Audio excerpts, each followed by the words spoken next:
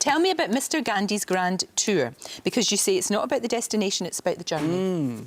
Well, it's about a man in his 50s, Right. and he's disappeared into his marriage, really, and he's a sensitive soul, 3 grown-up children, and he's always wanted to do the grand tour of Europe, and this book shows how it comes to pass, and he grows out of himself and discovers he is still there, really. Do you know, that's so interesting, because most books like this would be written from a woman's perspective, but actually it's lovely to see it from a man's perspective, because oftentimes we think, oh, it's all right, men are fine, they don't have to worry about that. It's women that are trapped in marriages or who disappear when they become in their 50s, you know, become invisible. But actually it's the same for men. It seemed to me it was an important other side of the coin to show that it does happen to men as well.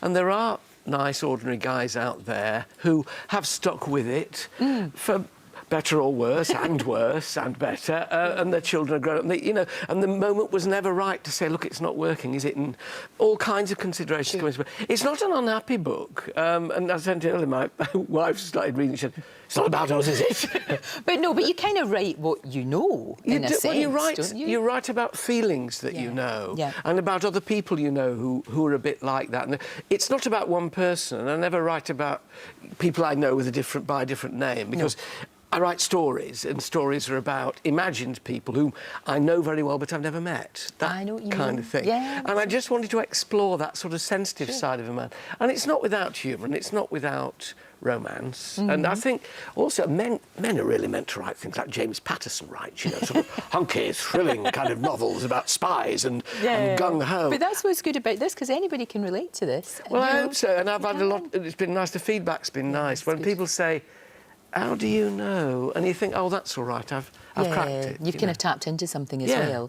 And because, everybody goes through that sort of midlife crisis, don't they? I mean, did you do anything daft, like buy a red Porsche or anything silly like that? No, I bought a very, very old car, but I get rather rattled when people call it a midlife crisis, because when you're young, you can't afford to have one. No, that's true. It's only when you've done all right and you're in your middle age that you think, I can do it now, and then say, oh, crisis. Crisis, no, actually, I'm just having a good time. That's very, very true.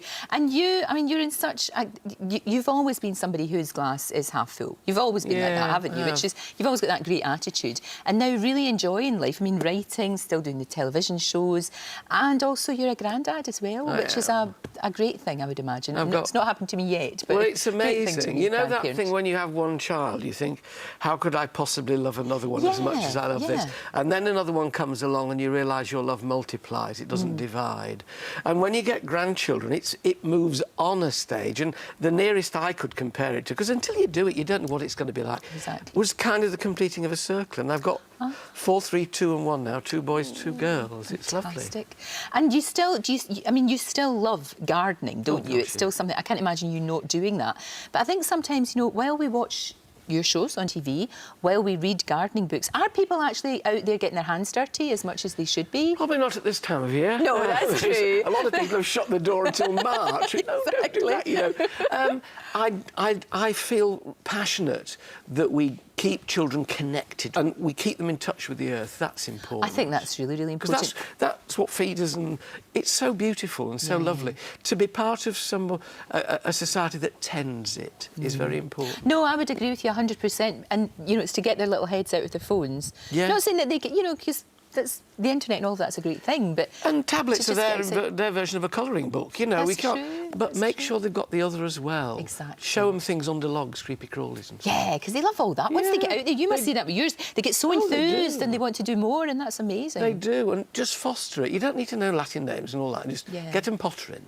Pottering. Do you know what? Pottering, like silliness, I think is much underused. I think we need to do more pottering.